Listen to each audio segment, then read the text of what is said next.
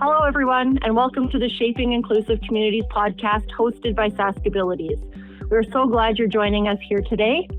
My name is Jayda Watson, and I'm the Regional Director of the Swift Current Branch, and I will be your host for this episode. So let's get into it. Joining me today is Sean McEwen. Sean is a workplace equity, diversity, and inclusion and culture consultant and a director at Realize Capacity Consultants. He is also a blogger and a public speaker specializing in workforce development and workplace culture. Sean supports employers, private, nonprofit, and government to build business sustainability, innovation, and profitability through diverse and inclusive workplaces with high levels of employee engagement. Over the past 26 years, Sean has been designing and directing employment inclusion services for groups underrepresented in employment, while providing leadership and coaching to teams of career practitioners serving job seekers and employers. Sean has developed and facilitated training for employers and employment service providers across Canada and has helped develop regional, provincial, and national networks dedicated to the employment inclusion of underrepresented groups. He is the 2018 recipient of the Award of Excellence in Employment granted by the Alberta Premier's Council on the Status of Persons with Disabilities. Sean is the designer and director of the Jetty Hub, Western Canada's first employer resource centre for equity, diversity, and inclusion. Very late in his career, Sean was diagnosed with 5 different disabilities and discovered that he had been working successfully for decades with 4 of these conditions. Sean's educational background is in youth services and mental health. He is a certified employment specialist and has chaired the board of directors for both the Alberta Association for Supported Employment as well as the Canadian Association of Supported Employment. Well, welcome, Sean, to the Shaping Inclusive Communities podcast. We're excited to have you with us today. You have a strong background in supported employment, and we're excited to learn more about that. Can you start by telling us a bit about your story and how you got into the world of supported employment and employment inclusion for people with disabilities? Sure, yeah. I've worked in the sector in some way, shape, or form for a really long time. Started working at summer camps as a teenager, have people with disabilities in my family. My education was more around dealing with youth mental health and emotional disturbance, things like that.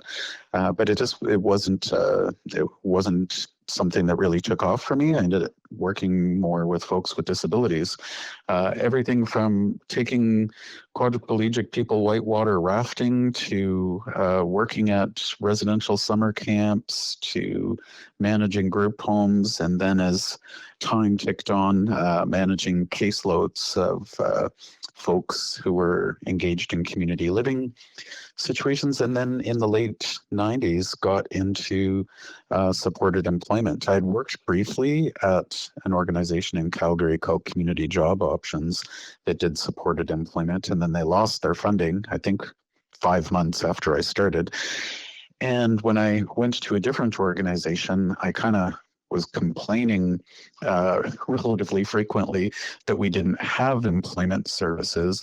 And one day my boss just said, you know what, just stop complaining about it and build us an employment program. So I did.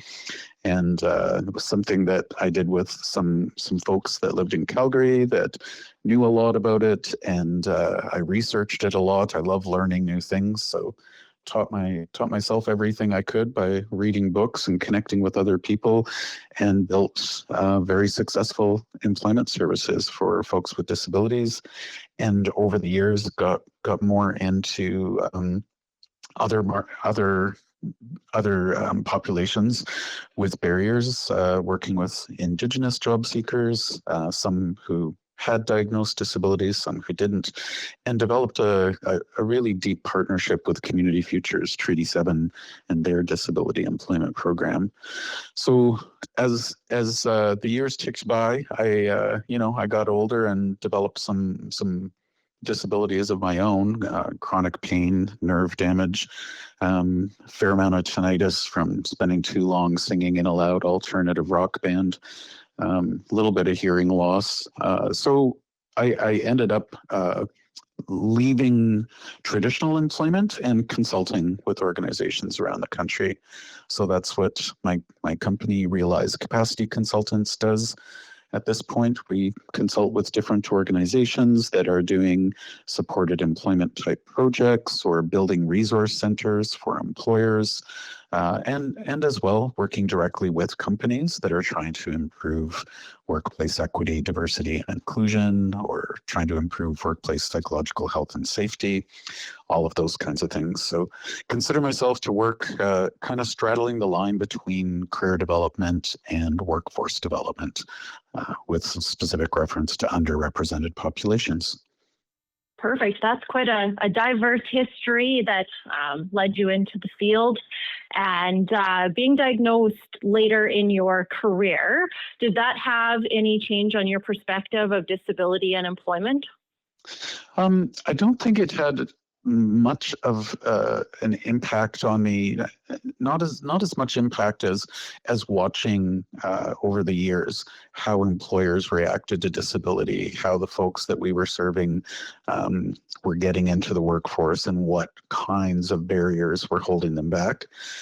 We talk a lot about barriers in this sector, and really the big barrier is ableism. It's people not even realizing that they have negative discriminatory attitudes about disability, and that those attitudes kind of leak out in their recruitment decisions and how they include or fail to include people in the workplace. I think that's had more impact. My own issues, you know, I took my son a few years back to get a psychological assessment because we were concerned that he might have ADHD.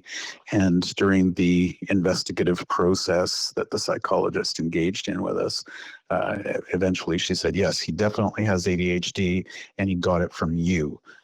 This is a condition that is 80% hereditary, and just based on the interviews and the answers that you all gave, including contributing information about yourself, yes, you have ADHD too. And so that was something that kind of caught me off guard, and I thought, wow, it would have been really nice to know that 25 years ago and not learning this information in my 50s.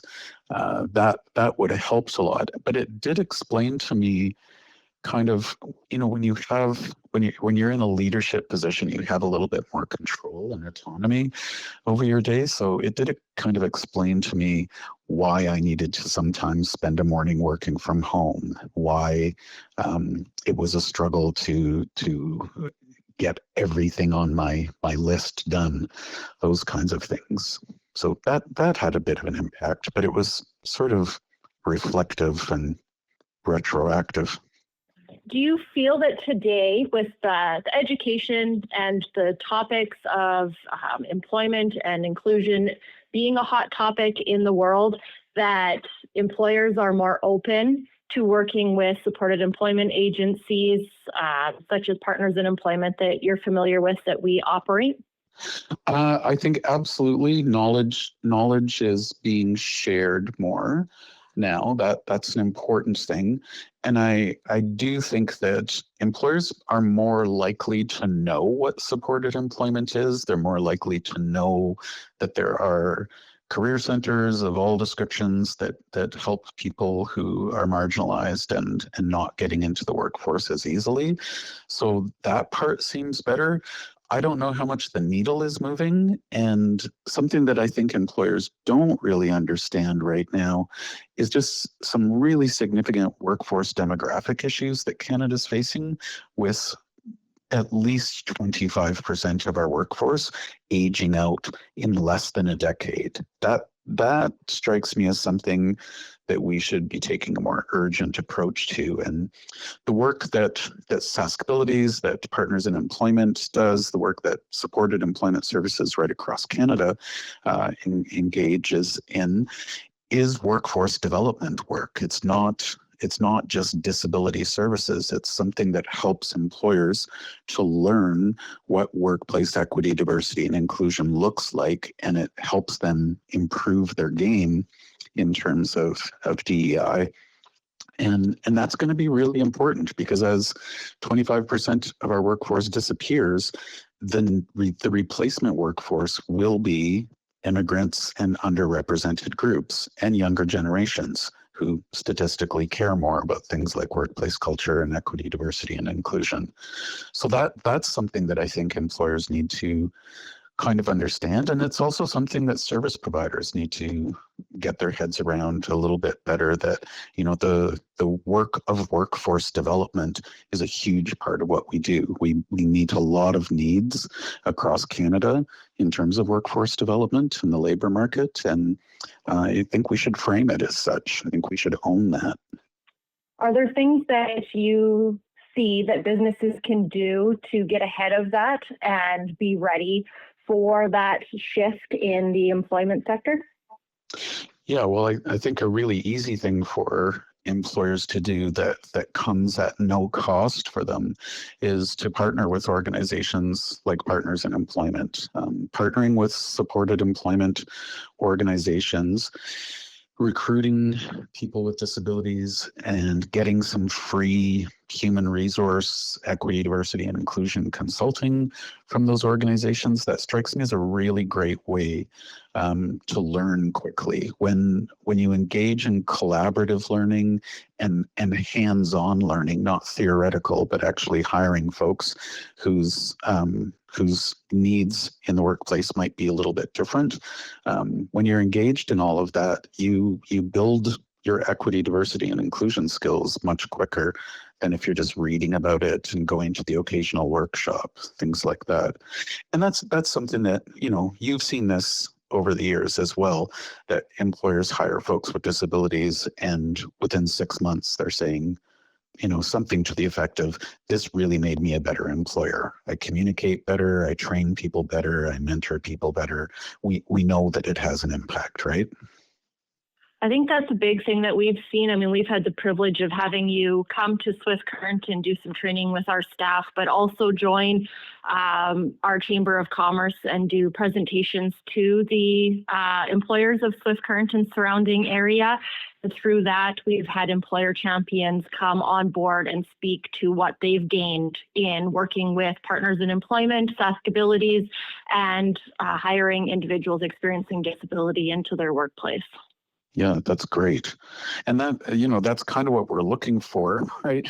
The work that we do, when you kind of analyze it and look at what is the thing we're ultimately trying to do. And I think that ultimately we're trying to create new champions of disability and diversity. We're trying to help people develop those skills to be able to include humans from all backgrounds more effectively, and to champion that. So I love it when businesses really come on board and are willing to engage in that business to business kind of advocacy. That's so important. Through your work with employers, what are some of the most effective strategies that you've seen for employers that are creating an inclusive workforce? Great. Well, I think the first really big strategy is for especially leadership. It's kind of common for leadership to assign middle management and HR folks to go to different workshops, to learn material, to bring that information back, maybe form some sort of subcommittee on equity, diversity, and inclusion. And sometimes it moves slowly because leadership does not necessarily fully understand what the issues are. So I think a really important thing is for company leadership to engage in that kind of awareness training around disability, and to challenge their own assumptions. I don't think most leaders would recognize that disability isn't a minority anymore. When we look at the numbers and the statistics around disability and workforce participation, what we see in Canada is that 27% of working age people identify as having a disability. 50% of us by the age of 40 will experience a mental health issue. 45% of Canadians experience chronic health issues. these are not small numbers. This is not a minority of people. It is a fairly universal thing that over the course of our lifetime, we will have some type of permanent, episodic, or temporary disability. So for employers to really understand, okay, this is a huge part of the job market. I need to pay attention to this. And then to actually learn what equity means, for them to understand that everybody doesn't have the exact same life experience. We can't just be self-centered about that. We need to recognize that, Indigenous people are going to have a very different experience growing up in Canada, and things that might make them feel mistrustful about a workplace. People with disabilities are going to struggle to make connections sometimes to get into the workforce, or struggle to understand complex communication. And what employers really need to understand about all of that is, in the process of learning how, for instance, to accommodate a neurodiverse person, to make sure that their workspace isn't full of distractions, that they can do deep work when they need to. If you're having some big important meeting, to give them some advanced context about what that meeting will be about, and to describe what kind of participation you're seeking. Aren't those things just going to serve everyone? There's this concept of inclusive design relative to universal design, and it basically states that we need to design systems and workplaces and tools in ways that serve everybody equally across the lifespan. And I think it's so important for workplaces to start to understand that, because we're struggling. We're struggling with retaining people in the workforce. We're struggling with engagement. Gallup has shown across the United States and Canada for the last several years, like 70% disengagement at work. Obviously, there's some things that we could learn to do better. If you were to give advice to a business owner or HR professional to start building that more inclusive practice into their workforce, where would you guide them to begin? Well, I think to start with awareness. It's hard to have empathy when you don't understand the issue at all. So start with some awareness training around whatever diversity group, or even just equity, diversity, and inclusion in general. But develop some awareness, and then to look at, from an equity perspective, what is the life experience? What are the general challenges this person faces? And what assumptions am I making based on hearing the word disability? So that combination of awareness and reflection, looking at what are we maybe assuming too much about? I think employers hear the word disability and they don't realize it's 5 syllables that tell you nothing about a person at all. Disability refers to thousands, literally thousands of possible conditions that you just don't know, right? You don't know, is this a person that's missing a couple of fingers? Is this a person that has ADHD? Is this a person with an anxiety disorder? And not every disability would prohibit a person from doing whatever role an employer has in mind.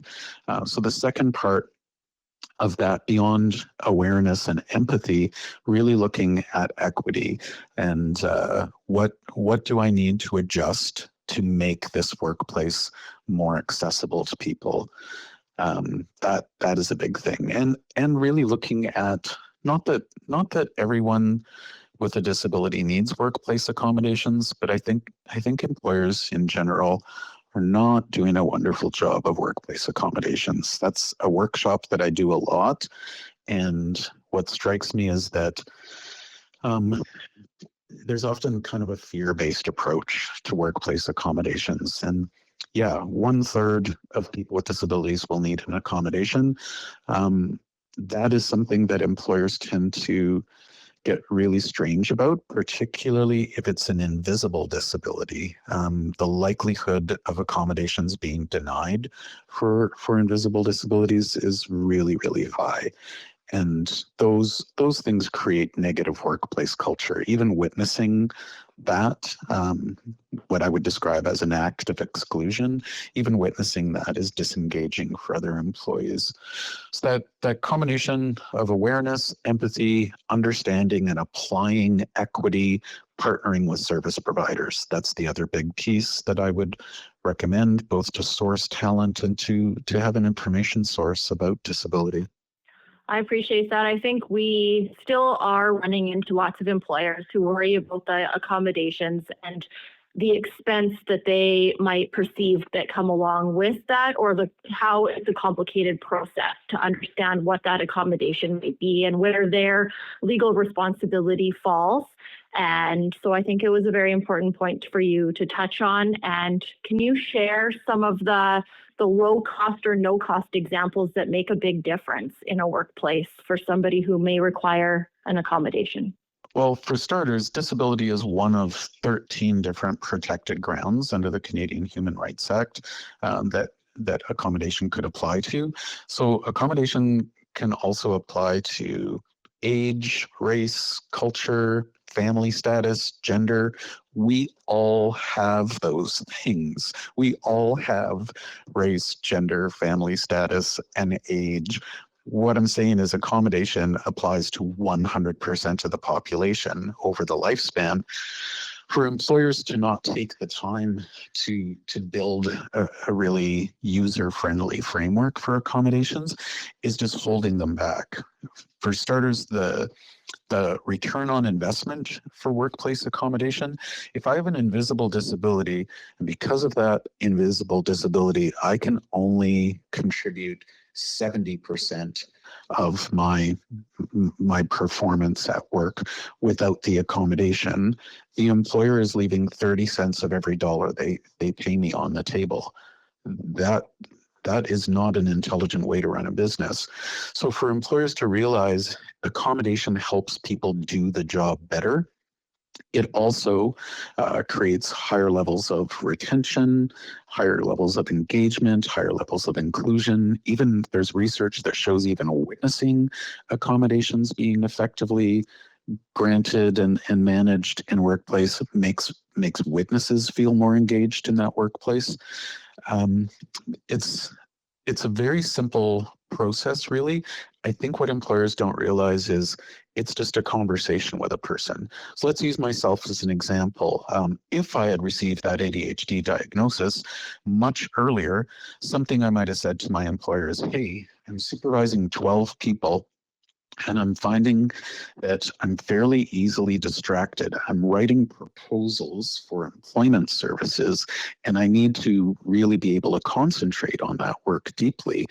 We have an open door policy, but if my door is open, people come and talk to me and distract me. So I either need to be able to close my door or spend 2 mornings a week that I can work from home and engage in that really deep work.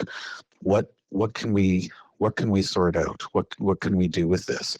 To have an actual conversation about it and figure out, let's try both ways and see what works. Let's explore this. That is not rocket science. That's a simple conversation and a little bit of experimentation. And then when we discover what works, writing it all down, making sure that it's documented so that when my boss wins the lottery and leaves and I get a new boss who doesn't understand why I'm working at home 2 mornings a week and wants to write me up for it, he can't, because there's an obvious workplace accommodation in place. That's how easy it is. It is a conversation with a person about what is the limitation that they're experiencing and what are some options to get them over that so that they can contribute 100%. That makes sense. And I think that breaks down the accommodation and makes it less scary to approach for businesses and employers. It doesn't have to be a big thing or a big expense for them to support an employee that may need an accommodation. No, I think so many times employers think of that return to work scenario, when they're thinking about accommodations. Oh yeah, I remember when Brad got injured and he came back to work. We had our lawyers, Brad's lawyers, there was an insurance company involved and occupational therapists. Whoa, that is not what we are talking about here. What we are talking about is a person with a disability saying, hey, I'm on the spectrum and it will really help me participate in meetings better if I get the agenda in advance.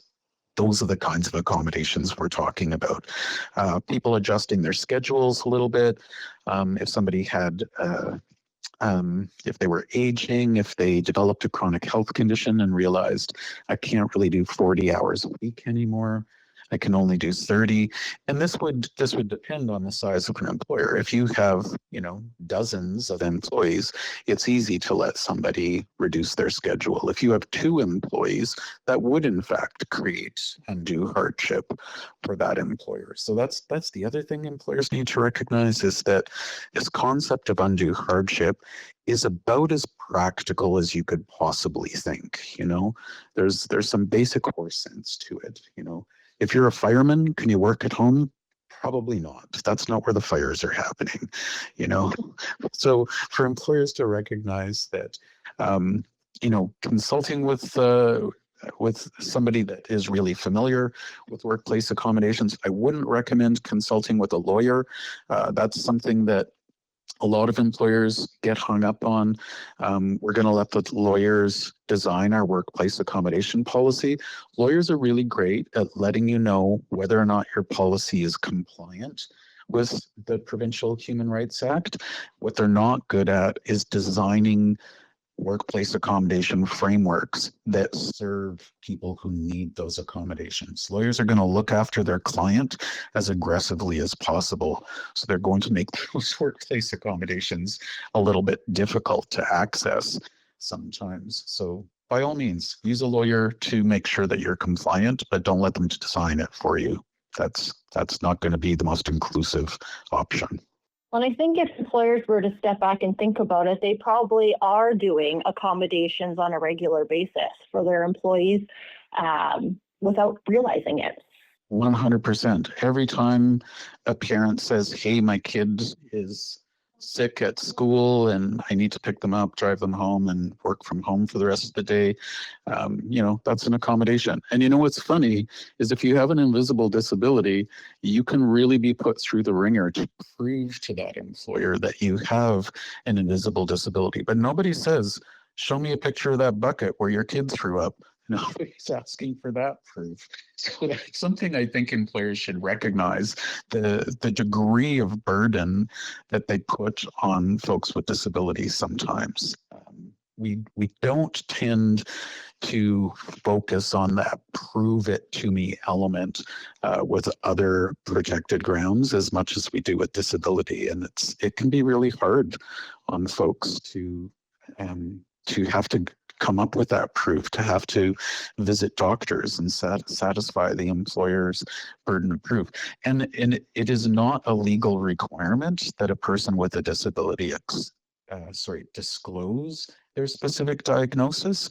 It's their job to let the employer know that they have a disability related limitation to doing their job, and this is the accommodation that they think might work the best, but they don't have to disclose a specific diagnosis or prognosis.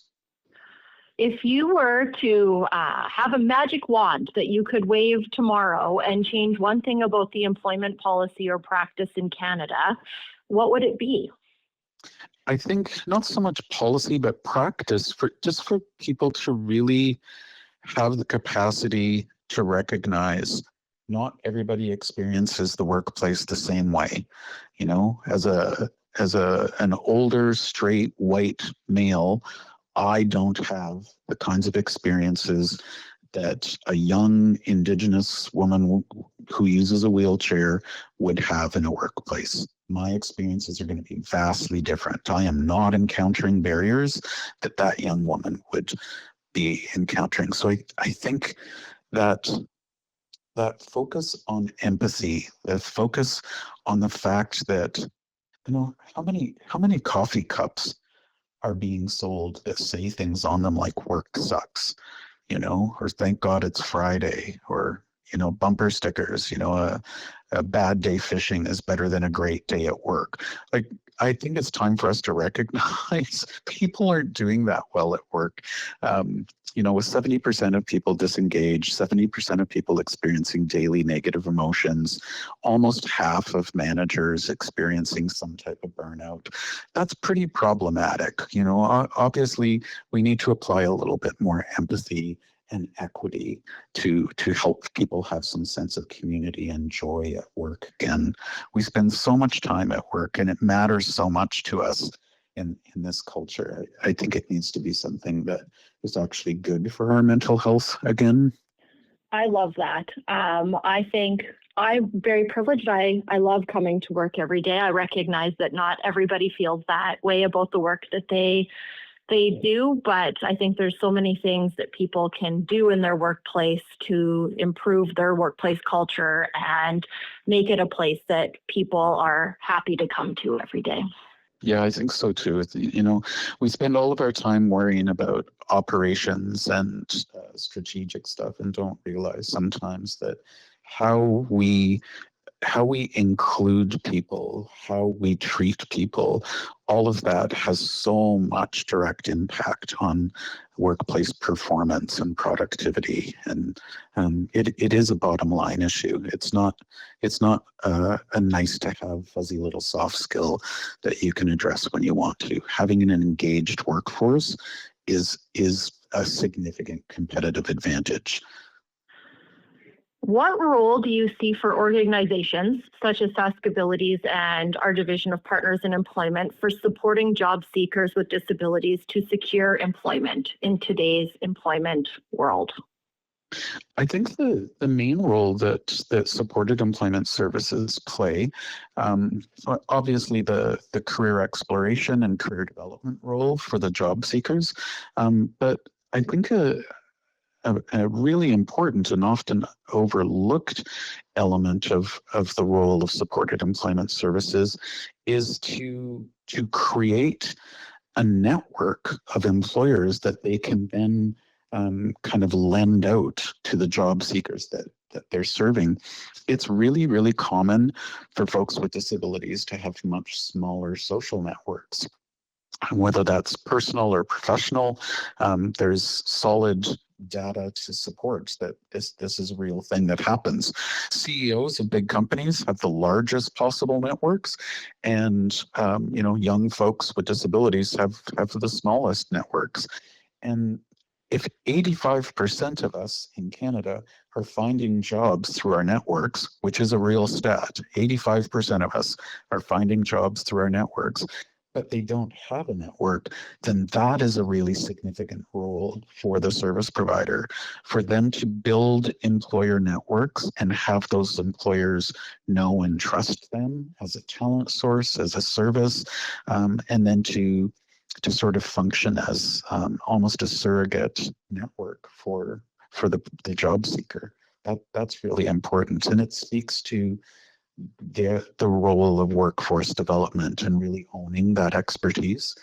Something that service providers need to recognize is that in the whole realm of workplace culture, equity, diversity, and inclusion, the numbers of times that individual members, staff members at a service provider agency have to go into a workplace, assess workplace culture, assess mentorship, assess workplace learning, help people with disabilities to fit into that environment, and build the capacity of the employers and managers to effectively include and retain them.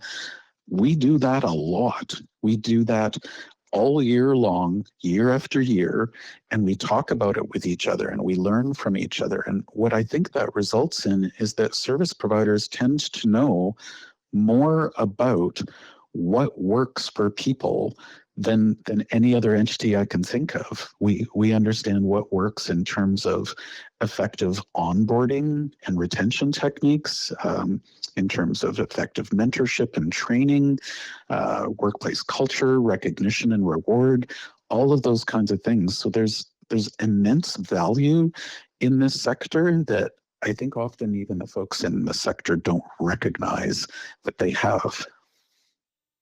What would be your suggestion to an employment specialist for how to begin going out and building those relationships with businesses and explaining the work that supported employment does? Right. Well, I think a lot of the things that we just talked about, the fact that disability is a weird word, it's 5 syllables that tell you nothing about a person. So what you need to recognize is that there's more diversity within disability than there is in humans across the planet.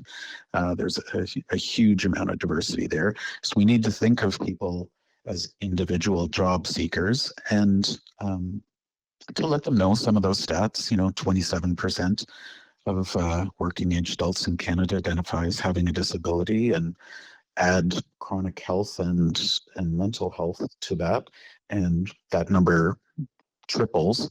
So it's a significant number of people, and there are workforce demographic issues that are going to create some urgency for employers. So anything employers can do to improve equity, diversity, and inclusion capacity for themselves now and get better at that will make them the winners in the future battle for talent, because it's coming and it's coming fast. So for employment facilitators to kind of communicate their understanding of workforce demographic and labor market development issues, that is really important. And for them to really let the employer know that we are here to help. We're a publicly funded organization, and we care about the employer's needs just as equally as the job seeker's needs. If we find a job for a job seeker and we haven't done our work, we haven't figured out that this is exactly what this person wants to do and they have the capacity to do it, it's going to go sideways and we're not going to look good to you anymore. So we are going to do everything we can to make sure that you're getting the right candidate. I think those kinds of things are really important. The relationship development, helping employers understand that while all of those tactical and operational elements of work are really important, your workforce is your most important tool. We have to look after the workforce, and we have to look at ways to help people feel engaged and included in a future of work that's getting younger and more diverse by the month.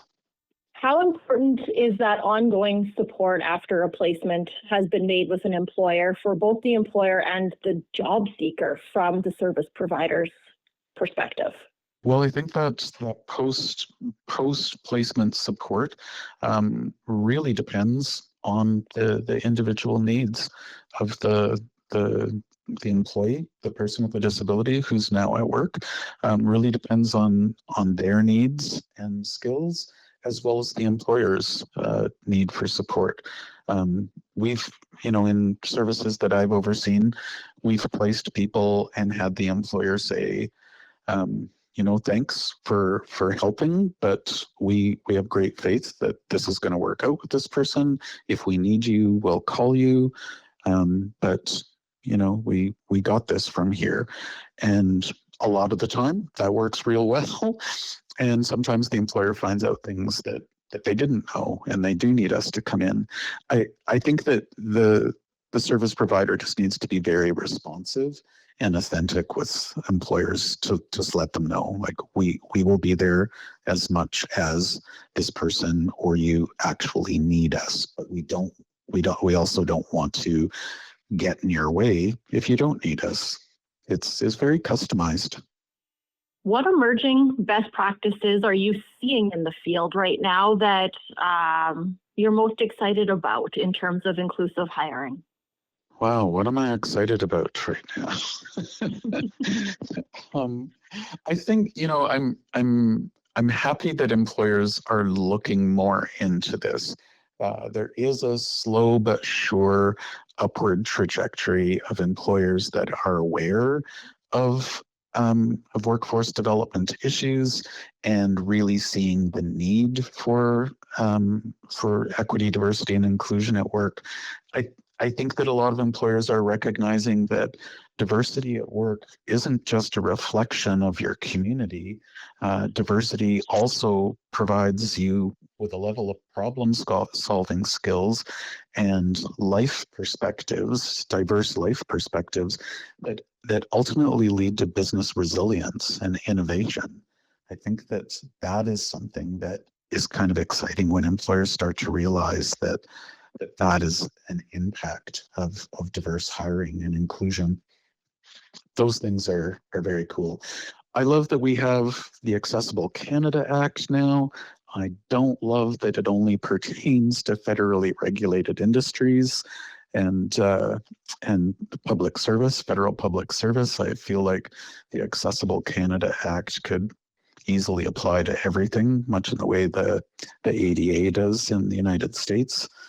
Americans with Disabilities Act. Sorry about the acronyms.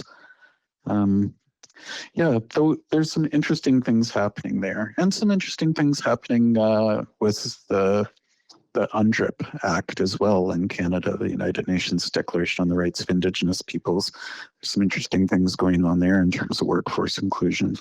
Is there anything that stands out to you in terms of what's changing in the work world with AI being introduced and the changing labor markets? And what opportunities and risks do you see for people experiencing disability in the future of our workforce? Yeah, well, I wish I had a crystal ball and could tell you where all that's going. I think that there are a lot of ways that AI can be used by service providers to speed up some of the work we do in terms of customizing resumes and finding specific openings in various regions of the country. The AI can be used well for job search and resume development. In terms of how it's impacting the workforce, I think there's a lot of talk about it, and there's a lot of talk about implementation of AI. A lot of the articles that I've read lately have kind of indicated that we're talking about this a lot, but we're not really doing it very effectively yet in the workforce. So I'll be interested to see how all of that goes. You know, AI is something in my own career that I think it saves me some time here and there, but there's not really any substitute for direct human involvement and relationships. I think that's something we need to recognize, that technology doesn't do a great job of that. Humans are pretty relational creatures. We like engaging with each other. We like connecting with each other. The energy in a room when people are collaborating and generating new ideas together, that's not something that can effectively be achieved with a computer. And that's something we need to recognize. Again, work is made up of people. The systems that we use at work are processes that affect people, and they're processes that were created by people. Work is a very human place, and so I don't think that we should forget that as technology develops. No, I hope to see AI come alongside and make work more efficient, but it's the human connection that's so important to me that I hope we don't lose as it comes in. Yeah, I don't think we can lose it. It won't, work will have even less meaning for us than it does now if we were to lose that. And certainly in this sector, in the helping professions, we're not going to see that, I think that, maybe the easiest positions to replace with AI would be the CEO. Those are really high priced positions. If a company really wanted to save money, that'd be the great place to replace. Yeah. Sorry to any CEOs listening right now. Yeah, looking back on your career, is there progress that you're most proud of in the disability sector for employment? I think some of the things that I'm proudest of, Disability Employment Awareness Month, really kind of promoting that, trying to promote that awareness, training service providers across Canada. I've been to every province in Canada doing training for different service providers, for career development associations. I think it's really important for us to understand equity within the service provider realm as well, for us to understand, if you're operating in downtown Winnipeg and you have no Indigenous clients, you should be asking yourself why that is, because Winnipeg has about 25% Indigenous people. So that's a piece as well, to look at inclusion within the sector.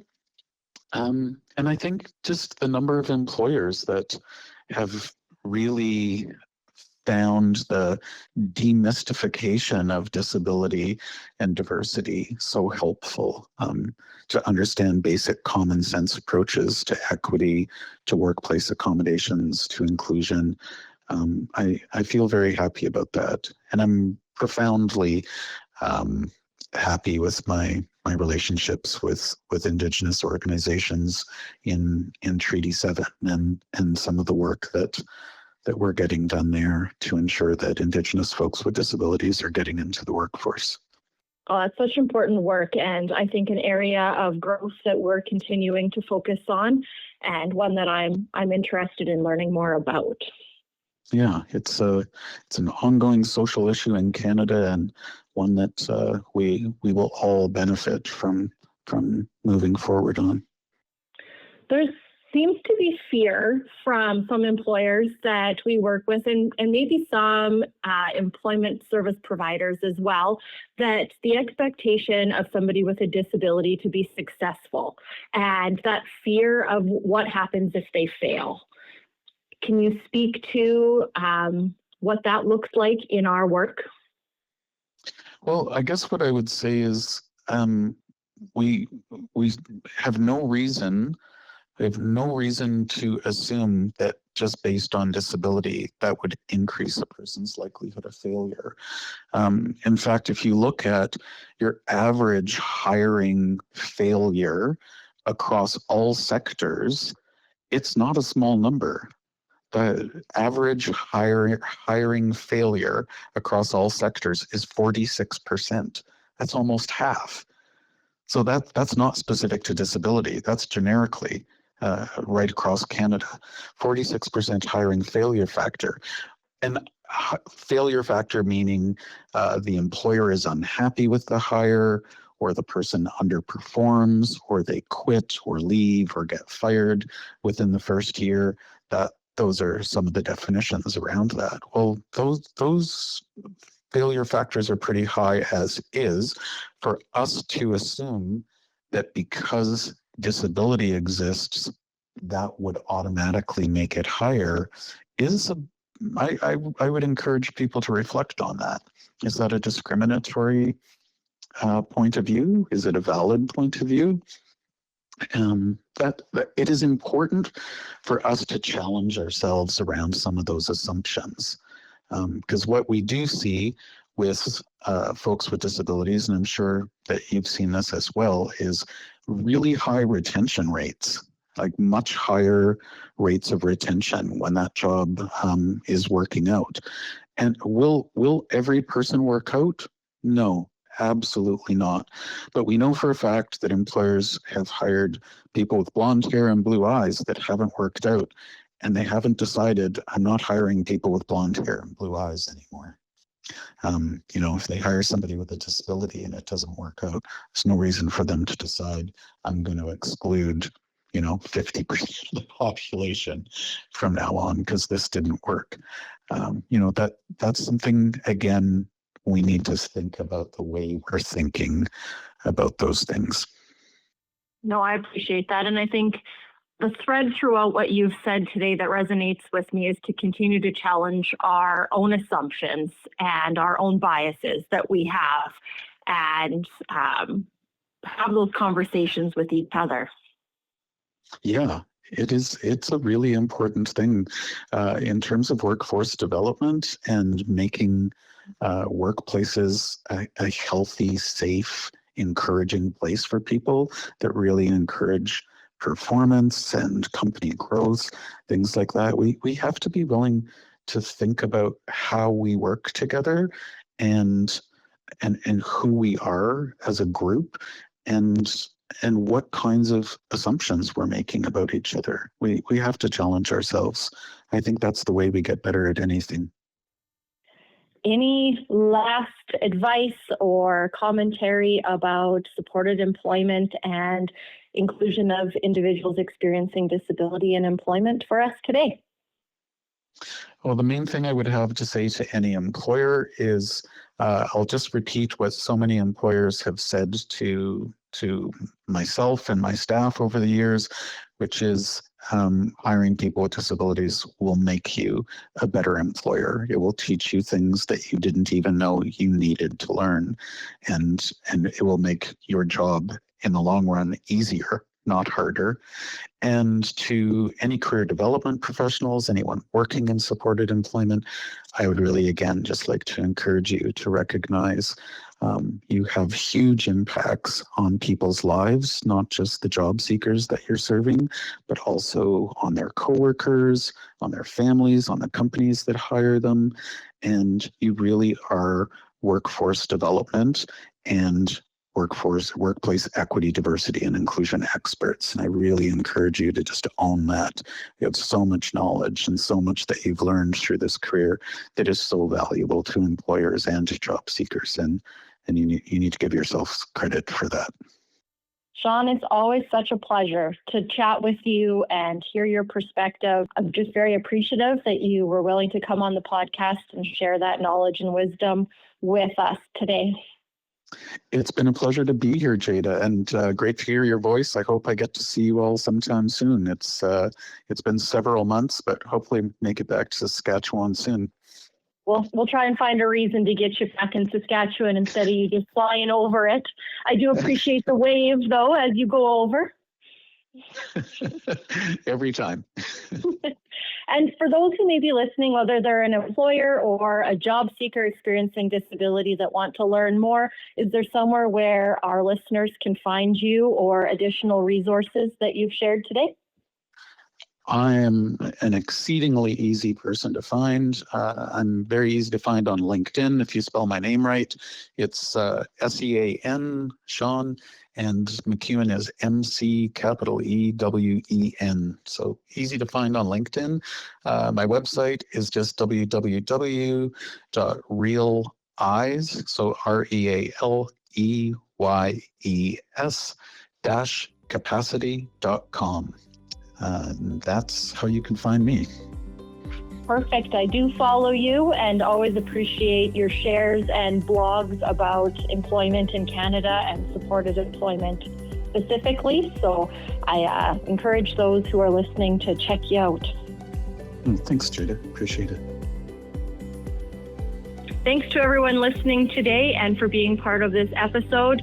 We invite you to join us for the next episodes where we will continue to bring back individuals with lived experience and professionals in the disability sector.